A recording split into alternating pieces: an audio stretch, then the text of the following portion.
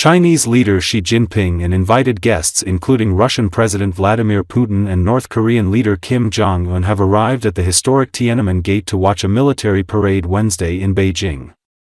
According to Associated Press, Xi shook hands individually with guests on a red carpet before they climbed the stairs up to the viewing platform on the gate that looks out on Tiananmen Square. Putin and Kim flanked Xi as they made their way to the platform. Other guests applauded politely as they walked to their seats. They paused to shake hands with 5 World War II veterans, some older than 100. The audience includes about 24 foreign leaders from countries seeking to improve or maintain relations with the government in Beijing. The parade, which marks the 80th anniversary of the end of World War II, will showcase missiles, modern fighter jets and other military might as China seeks to wield greater influence on the global stage. Some of the military hardware is on public view for the first time. Domestically, the commemoration of the anniversary is a way to show how far China has come. China was a major front in the war, a fact often overlooked in accounts that focus more on the fight for Europe and U.S. naval battles in the Pacific. A Japanese invasion before the war and the conflict itself killed millions of Chinese people. The military parade is also a show of strength to boost support for the Communist Party and its leader, Xi, and a way to portray itself as a global alternative to the American-dominated post-war era.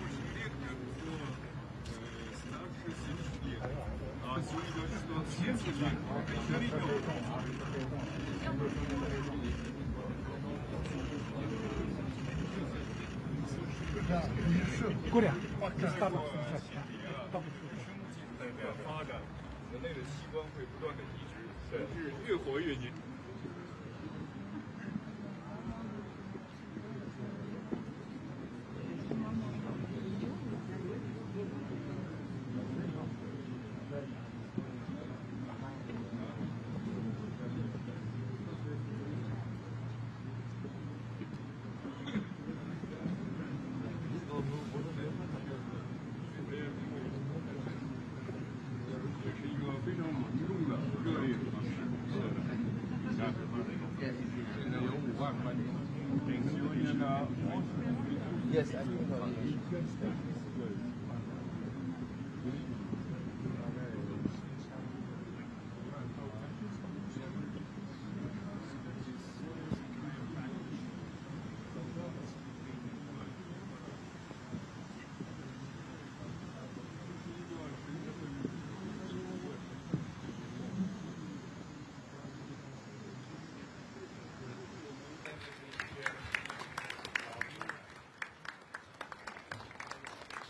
老战士申敏臣99岁，八路军老战士张群100岁，八路军老战士刘世业94岁，八路军老战士傅英102岁，华南游击队香港老战士罗定辉，94岁。老英雄。国民党抗日老兵宋其祥，100岁。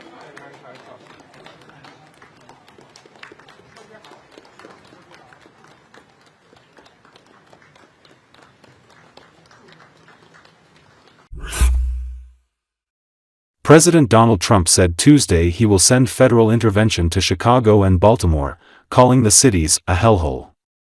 According to Associated Press, the president was asked if he had decided to send National Guard troops to Chicago and said, "We're going in," but added, "I didn't say when." Trump said he'd like Illinois Governor J.B. Pritzker, a Democrat, to call him and say, "Send in the troops." If the governor of Illinois would call me up, would love to do it. Now, we're going to do it anyway. We have the right to do it, Trump said. He said he has an obligation to protect this country, and that includes Baltimore. Mr. President, have you decided you're definitely going to send National Guard troops to Chicago? I didn't say when, but the answer is, look, Chicago's very interesting because I watched Pritzker get up and say we don't need help, we're safe. But 2 weeks ago, they had 6 people murdered, and they had 24 people hit by bullets. Last week, as you know, it was 7 people, 24 people hit, and 7 people died. And then over the last 2 days, that was the crown jewel.